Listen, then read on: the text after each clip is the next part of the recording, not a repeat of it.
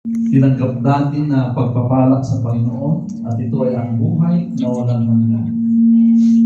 Amen. Sabi po ng ating full theme is pressing on towards Jesus Christ or Christ Jesus. At tayong mga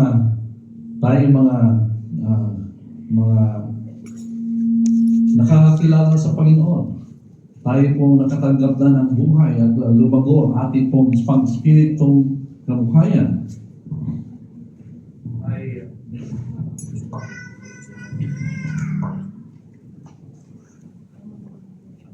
Dapat lang na ating ipursigi ang ating buhay upang sa ganun sa ating pong pamumuhay ay marami pong masasalingan ng biyaya ng buhay ni Kristo Jesus na ating Panginoon. Amen? Sabi po sa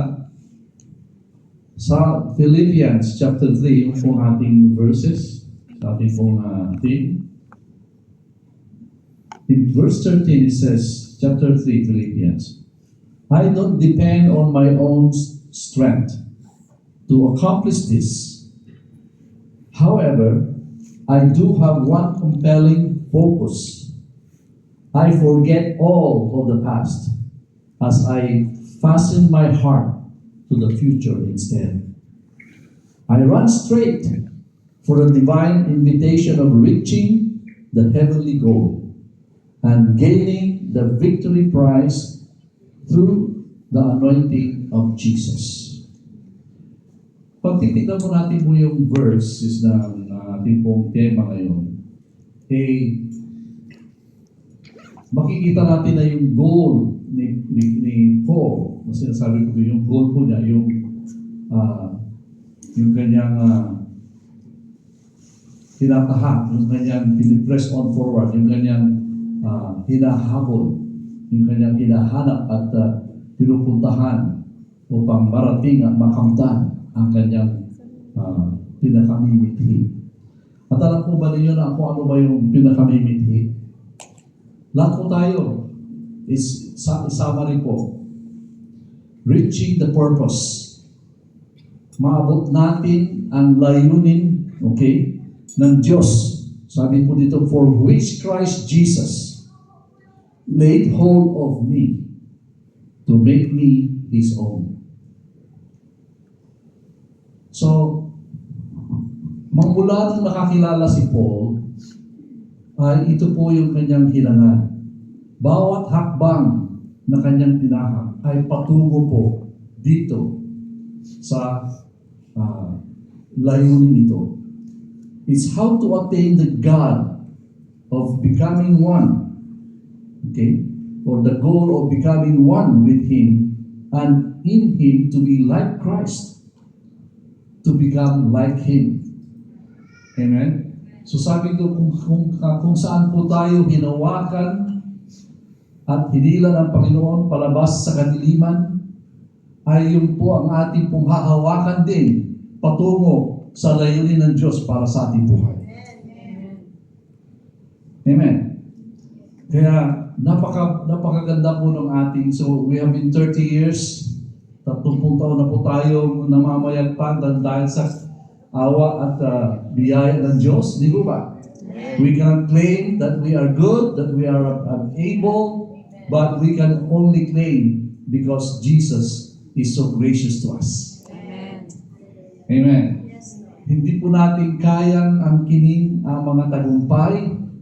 Hindi natin kayang ipagbayabang para sa sarili lang natin na tayo ay magaling, mahusay, banal, but we can only claim the goodness of God, the righteousness of Jesus who lives inside of us. Amen. So to truly know Him meant letting go. Sabi po sa binasa natin kanina, sabi, I do not depend on my own strength to accomplish this. Ano po yung this? This is actually the purpose, which is yun po yung tinataak niya. At alam po ba ninyo na sa kanyang paglakad habang tinutungo niya, habang hinahangad niya yung kagustuhan ng Diyos sa kanya, ay kasama kalakip na doon yung mga pagbabahagi, kalakip na doon yung pagsasali ng buhay ni Kristo sa pamamagitan ng buhay natin. At lahat po ng kanyang nakasama, lahat po ng kanyang dadaanan, nakilala, ay nakatanggap sa Panginoon, nakilala ang Panginoon, nang dahil sa kanyang pagpupursige, nang dahil sa kanyang pamumuhay na isang banal, na isang lifestyle na tinatawag po natin. Amen? So, ang atihay ni Paul ay bagaya natin siya. Na sa ating pong paglakad sa mundong ito, ang ating pong tungo ng ating pong yapak ay doon po sa layunin na katulad po ng layunin ni Lord sa buhay ni Paul. At yun po yung maging kamukha natin siya. Maging kahawig natin siya. Maging, sabi nga, malaya si Lord na hawakan tayo, na tayo ay maging Kanya. Sabi doon, that we will lay hold of the purpose that God laid hold of us so that God can have us. Amen. Para maangkin tayo ng Panginoon. Yun po yun eh. Kaya bakit po tayo, anong pagdahilan kung bakit hindi tayo naangkin ng Diyos? Kasi mayroon pa rin tayong sariling mga layunin sa buhay natin na labas sa layunin ng Diyos. Kaya hindi po tayo makalakad ng diretsyo. Laging may detour yung buhay natin. Kahit na Kristiyano po tayo. So alam niyo po yung sabi ni Paul, press on. Nakafocus po tayo kay Lord. At lahat po, kaya sabi doon, let us forget the past. Sabi po dito, let go. Let go of the past. However, I do have one compelling focus. Yung focus po niya, yung tingin niya, yung direksyon ng pamumuhay niya is I forget all of the past as I fasten my heart to the future. So ano po yung let go? Letting go of the past. Forget all of the past. Alam po ninyo, isang malaking hadlang na nakagabi pa sa atin yung mga nakaraan. Alam niyo ba, kahit na yung mga nakaraan natin katagumpayan, minsan nakakabigat sa atin. Minsan na ipagkamayabang natin. Alam mo, galing ko dito. The moment na mayroon ka ng inangkin na mga gawain dahil sa iyong kakayanan, ay nalilihis ka na. Amen. Especially, ganoon din po sa mga failures natin. Minsan yung ginagamit ng diablo para isiksik sa kaisipan natin na tayo ay tumigil na kasi hindi ka naman magaling, hindi ka mo naman kaya ang gawin. Amen? So yung marami pong hadlang, pero ang solusyon po ni Paul ay napakaganda. Alam niyo po yung kabayo, yung kinakarera o kaya yung pinapapasada. Meron takip po yung mata at nakikita lang niya yung harap. Alam niyo bakit? Ang kabayo, pagka marami nakikita na didistract. Minsan nalilihis yung kanyang pagtakbo. Kung kaya gano'n. At kaya sabi ko din po, focus. Amen? Kung itabi na natin, hayaan na natin yung mga nakaraan. Sabihin na nakapag-contribute na yun sa paglago ng buhay ng Panginoon sa ating buhay. Pero let us press on. Tumuloy tayo. Lumakad tayo. Ayon sa destinasyon na ibinigay o ginawa ng Diyos para sa atin. Amen. Hallelujah. To be enriched in the reality of knowing Jesus Christ and embrace Him as Lord in all of His greatness. So sabi ko, to be enriched with the reality of knowing Jesus. Amen. So, yung focus po is payamanin natin ang ating pong kaalaman. Amen? Sabi ito, The richness to be enriched by knowing Jesus. Yung realidad. Alam po yung realidad, marami pong tao alam yung katotohanan. Nakarinig ba tayo, di ba? Naging uso na noon pa yung mga nakaraang panahon pa yung reality show. Amen? Reality is just do their thing and without any script. Di ba? So, yung reality ng isang Kristiyano ay namumuhay siya na nakikita yung katotohanan sa kanya. Amen. Tayo po yung tagahayag ng katotohanan. Hindi lang sa sinasabi mo, marami po pwede makapag-recite ng buong Biblia. Pero hindi naman nila, wala namang realidad sa buhay nila. Amen. Alam nyo, kahit na ilan lang po yung alam nyo salita ng Diyos, ngunit ito ay buhay na buhay sa iyo, mas mainam pa ang buhay mo. Mas nakakapag-hinisto ka pa sa mga kapaligiran mo. Kasi ang importante po yung buhay. But the moment you follow Jesus, the moment you adhere to His commands, ibig sabihin po noon ay si Lord ang siyang namumuhay, si Lord ang siyang dumadaloy sa mga hakbang mo, sa mga salita mo, sa mga kilos mo. Amen? Hindi mo na iniisip kasi buhay na siya sa iyo. So, kailangan talagang mabuhay tayo sa realidad ng kayamanan ng katotohanan ng buhay ni Kristo. And that's why the Bible always say na paano po natin talikuran yung nakaraan. And paano po tayo talikuran? Sabi nga, yung lumang ikaw ay wala nang pakialam sa gawain ng Diyos sa buhay mo. Hindi pwede mag-participate po yung lumang katauhan natin. Yung lumang ikaw, yung lumang tayo. Amen? Walang may kukontribute kahit na katiting sa or kontribusyon sa gawain at layunin ng Diyos. Kung sabi po ni Paul, kailangan talaga nakafocus tayo at magpasakop tayo sa buhay ni Kristo. Doon lang natin magagampalan at lalago at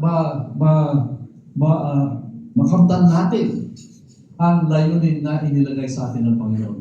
Kung bakit ka kinuha, kung bakit ka hinawakan at inilagay sa daang hinanda niya para sa iyo, ay doon ka din hahawak sa katotohanan na yun.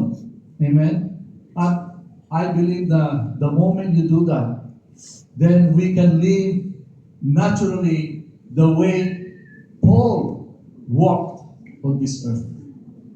Sabi ni Paul, gayahin ninyo ako kagaya ng pagdaya ko kay Kristo. Amen. So, napakaganda po ng ating po, kanina nakita po natin yung, yung drama, at alam natin na hindi natin hawak yung buhay natin. Amen. At ano po yung turo po dito sa nagdalistan po natin drama.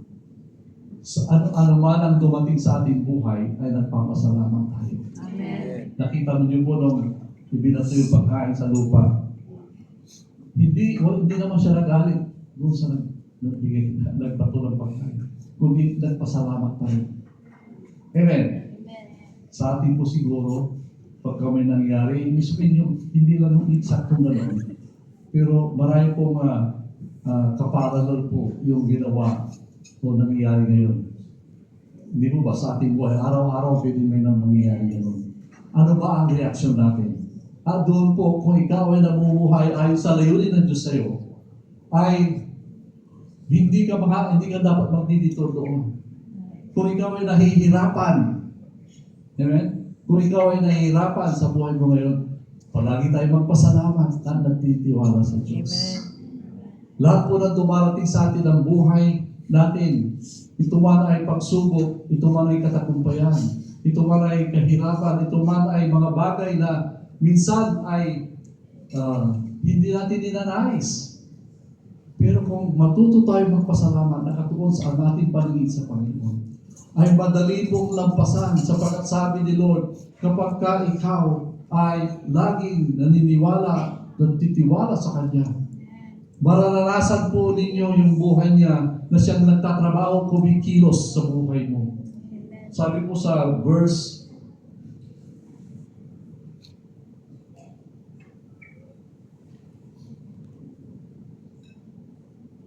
Amen. Sabi po sa verse 15, tinutuloy ko lang. So let all who are fully mature have this same passion. And if anyone is not gripped by these desires, God will reveal it to them. And let us all advance together to reach this victory prize, following one path with one passion. Sabi po dito, passion. Amen? So kanina, forget the past. Ito naman yung pangalawa, para makamtan natin, is to be consumed with Him. And not clinging, okay, to your own righteousness. Because our only righteousness is His righteousness. The righteousness that comes from God. Third, continually longing to know the wonders of Jesus. And to experience the power of His resurrection working in you. Amen? So when you press on, kailangan passion. Alam niyo ba yung passionate? Hindi lang yung passing, kasi lahat ng ginagawa mo, alam niyo yung isang taong passionate sa kanyang ginagawa. Talagang ando po yung buong kalamnan niya, yung kaisipan niya, yung kaluluwa niya. Ginagawa niya kasi gusto niyang gawin. Nagdi-delight siya sa kanyang ginagawa. Yun ang passion. Paano man ang ipatulang kalaban sa harap niya, hindi siya matitinan, bagkus patuloy siyang humakbang. Yun po yung may passion. Di ba? Napanood natin yung the passion of the Christ. Nakita mo yung passion ng Lord doon. Na kahit naman mawala siya doon sa cross, nakabulin pa rin niya yung cross, yakapin pa rin niya. Kasi ang alam niya talagang purpose niya is to be on the cross. Amen. To be with the cross. Hindi niya hihiwalay kasi yun ang purpose ng buhay niya. Amen. In the same manner, huwag nating pakawalan si Kristo. Kaya focus. Forget the past. Kung ito po hindi tungkol sa ginagawa ng Panginoon ngayon na para sa hinaharap, let go. No matter kahit anong kagandahan yan, kasarapan yan, whatever, if it is not contribute to the purpose of God in the now and the future, forget it. Amen. Amen? Kaya sa alam nyo, siya ang ating Panginoon, hindi niya inalintana yung mga hampas, lahat. Ang passion niya is to be on the cross. Amen. Because that's the purpose why He came here. Now, we should know the purpose of God in our lives. Kung saan man tayo. Para magkaroon tayo ng yung passion natin, mai-direct natin doon sa purpose na yun. Amen. Alam nyo, kahit na napakalit na bagay nakikita mo, basta gawin mo with passion, and God will open the doors towards the goal, towards the path that God has set before you. Amen. Yun po yung ating pong pamumuhay bilang Kristiyano. Mamuhay sa realidad ng katotohanan ng buhay ni Kristo. Pagka yun po yung ating ginagawa, bawat hakbang na ating ginagawa ay matatamasa natin, mararanasan natin lahat po ng mga pangako ng ating Panginoon. Amen? At alam po rin yung pagbabahagi ng salita, yung pong pag-share ay normal na darating yan. Amen? Normal, hindi mo na kailangan pang ipahanda because your life is always ready. When you speak, whatever words that you speak, it comes from the Lord, it ministers to people. Amen. Amen? Huwag mo nang intindihin yung grammar mo, huwag mo intindihin yun. Importante, galing sa puso mo, ilabas mo.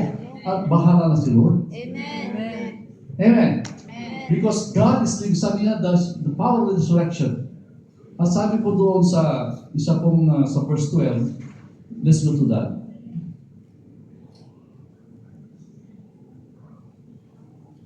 I admit that I haven't yet acquired the absolute fullness that I'm pursuing, but I run with passion into this abundance so that I may reach the purpose for which Christ Jesus laid hold of me to make me His own. Amen? At sabi ko sa verse 11, only then will I be able to experience complete oneness with Him in His resurrection from the realm of death. Hallelujah. Ano po yung sabi niya, magkaroon tayo ng pakikiisa sa yung kapangyarihan ng kanyang muling pagkabuhay kapag ka po tayo ay namumuhay doon sa realm ng death ni Jesus Christ. Ano po ibig sabihin? Yung purpose ni Lord, kumbaga si bumaba dito, ay upang bigyan ng end, tapusin ang gawa ng laman, ang gawa ng diablo sa loob ng katawan natin. So, the moment na hinayaan mo na that your old self is rendered powerless, then you begin to enjoy, amen? You begin to enjoy in the realm of the death of Jesus Christ. Ibig sabihin, nandun ka na sa isang realm na kung saan sa kanyang kamatayan ay na-experience mo na yung kamatayan sa buhay mo ng luma mong katauhan upang makaisa ka sa kanyang resurrection. Amen. So yun po yung gusto na mangyari ng Panginoon. Ma-enjoy po natin yung resurrection power. Para enjoy lang natin po yun kung wala nang sumasakab o nagiging sakabal sa buhay natin ayon sa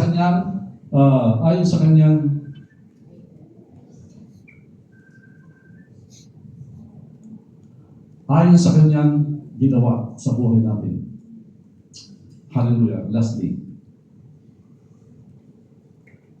Ito na lang. To grow intimacy with Him, become more like Him. This signifies a deep personal identification with Christ's pain and sacrifice, leading to spiritual transformation, a deeper understanding of His love, and the hope of ultimate glory with Him. Hallelujah. Diba? Jesus, the hope of glory. So yun po yung nakikita po natin. Alam nyo, kung ikaw ay nakikisa sa Kanya, sabi niya, becoming one with Him in His suffering and in His death. Suffering means when you suffer, you'll be like Jesus na hindi ito nagiging sagabal sa layunin ng Diyos sa buhay mo, kundi nakafocus at ito'y magkakatapog pa sa'yo. Yung magiging katapog ito, yung magtutulak pa sa'yo na mas malayo mararating. Amen? So, yun po yung matagumpay na buhay. Na kahit anong dumating sa buhay mo, ay contribution ito, nagiging contribution ito, para ikaw ay lumago, para ikaw ay bumilis ang iyong hakbang, humaba ang iyong hakbang, lumayo ang hakbang patungo sa kagustuhan ng Panginoon Jesus. Amen. Kaya purihin ang Panginoon in this celebration is just because of its 30th anniversary.